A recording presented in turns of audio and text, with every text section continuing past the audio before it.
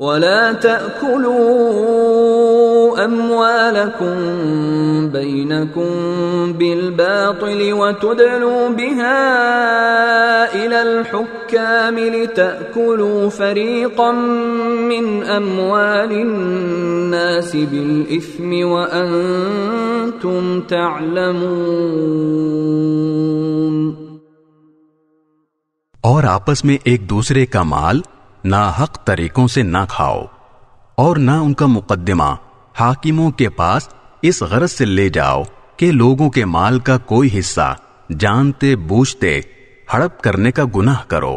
يسألونك عن الأهلة قل هي مواقيت للناس والحج وليس البر بأن تأتوا البيوت من ظهورها ولكن البر من اتقى وأتوا البيوت من أبوابها واتقوا الله لعلكم تفلحون.